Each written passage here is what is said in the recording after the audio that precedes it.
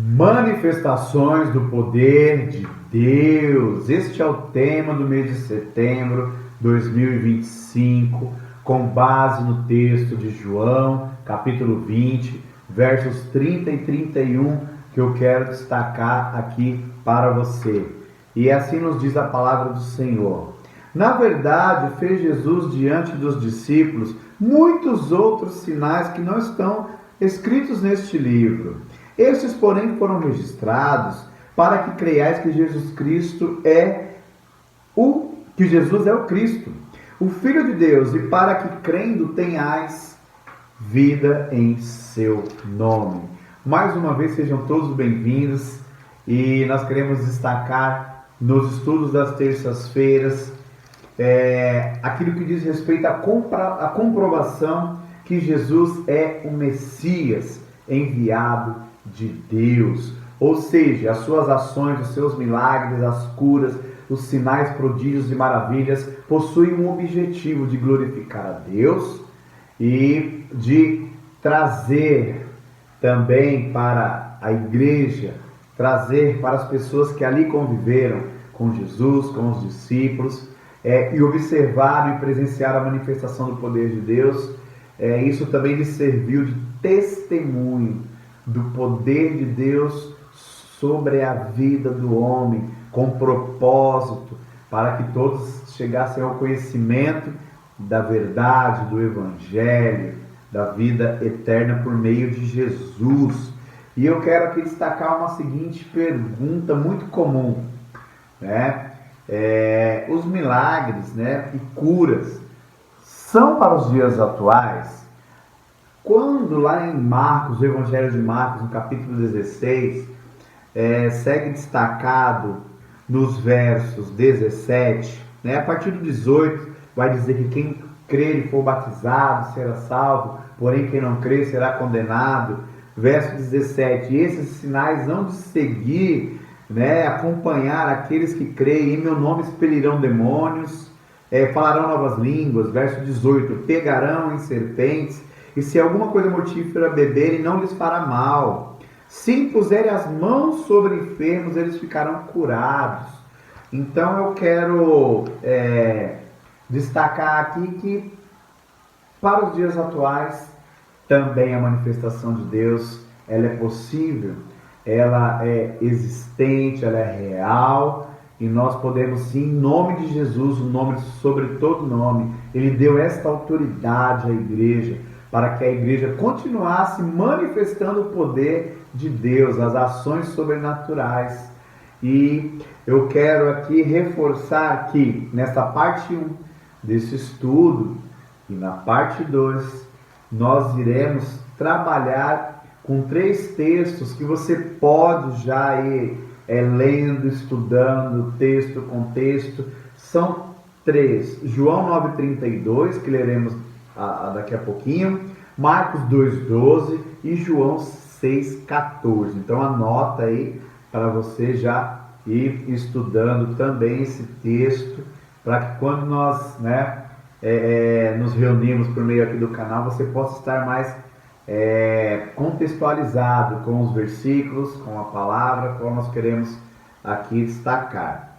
E eu quero começar aqui lendo João 9,32, e nos diz assim: desde que há mundo, jamais se ouviu que alguém tenha aberto os olhos a um cego de nascença.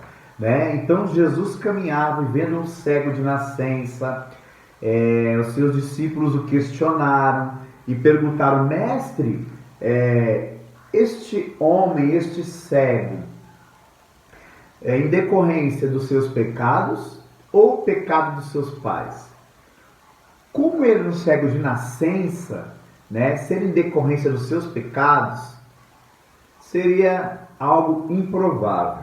Mas havia, de fato, fortalecido na época essa crença de que alguém que vivia em condições semelhantes a essa, que era em decorrência, era um fruto, uma consequência do pecado dos seus pais ou de si mesmo.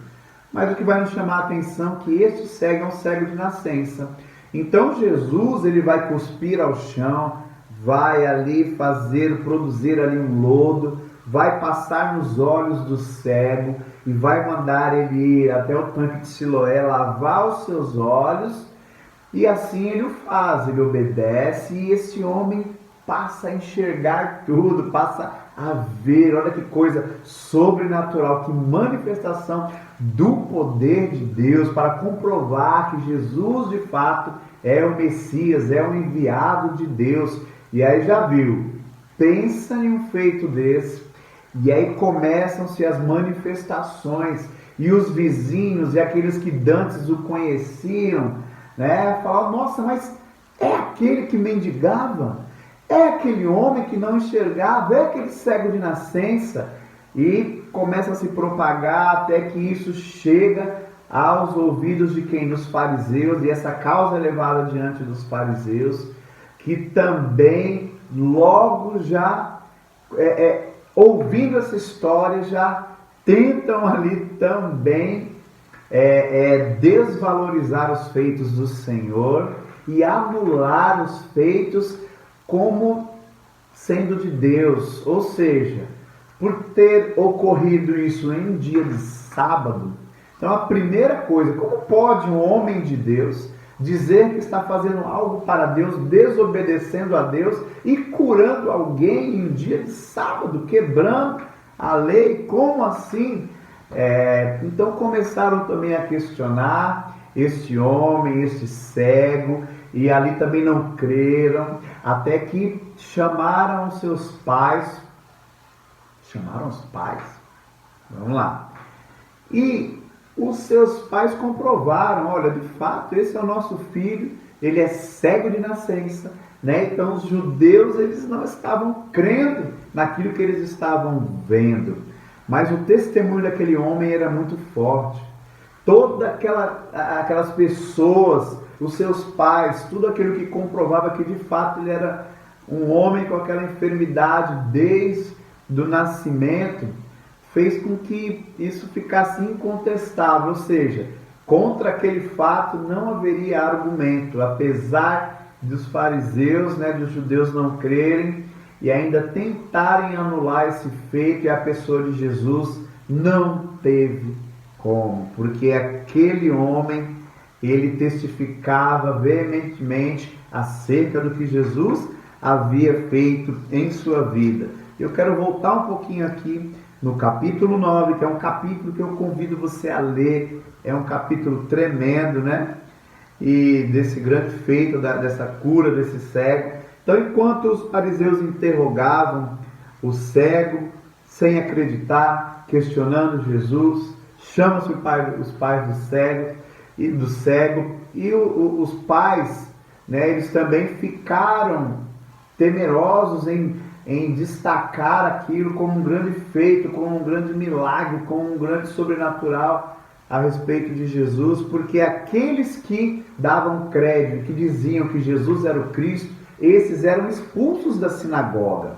Então o que seus pais fizeram? Passaram a bola para o filho: olha, ele já tem idade, ele pode responder por si mesmo, pode interrogá-lo, interrogue. E assim ele foi interrogado e firmemente, veementemente testemunhou: olha, esse feito foi de Jesus. Esse feito, ele de fato é profeta. Eu só sei de uma coisa, que eu era cego e agora vejo. Então ele destaca, ele dá essa notoriedade a respeito de Jesus. E aí eu quero ler com você um pouco mais desse texto, aqui a partir do verso 24, onde vai destacar da seguinte forma esse acontecimento. Então chamaram pela segunda vez o homem que fora cego e lhes disseram: dá glória a Deus, nós sabemos que esse homem é pecador. Ele retrucou: olha só, se é pecador não sei, uma coisa sei, eu era cego e agora vejo. Perguntaram-lhe, pois, que te fez ele? Como te abriu os olhos? Ele lhes respondeu: já vou disse, e não atendestes. Por que quereis ouvir outra vez? Porventura quereis vós também tornar-vos seus discípulos? Então o injuriaram e lhe disseram: discípulo dele és tu, mas nós somos discípulos de Moisés. Verso 29. Sabemos que Deus falou a Moisés, mas este nem sabemos de onde é. Então isso causou também dissensões até entre os próprios judeus, né, a respeito desse grande feito que estava se manifestando neste lugar, nesse tempo. E no verso 30, respondeu-lhes o homem: nisto é de estranhar que vós não saibais de onde ele é, e contudo me abriu os olhos. Sabemos que Deus não atende a pecadores, mas pelo contrário, se alguém teme a Deus e pratica a sua vontade, a este atende. Olha só que defesa! E aí o verso 32, desde que há mundo jamais se ouviu que alguém tenha aberto os olhos a um cego de nascença. Se este homem não fosse de Deus, não poderia ter feito. Mas eles retrucaram: tu és nascido todo em pecado e nos ensina a nós? E o expulsaram. Queridos, destacar os grandes feitos do Senhor muitas vezes fará com que tenhamos que pagar o preço em defender aquilo que cremos, em defender aquilo que de fato estamos vendo acontecer. Muitas vezes, talvez alguém diga: esse aí é um charlatão, isso de alguma forma é algum engano, é alguma trapaça.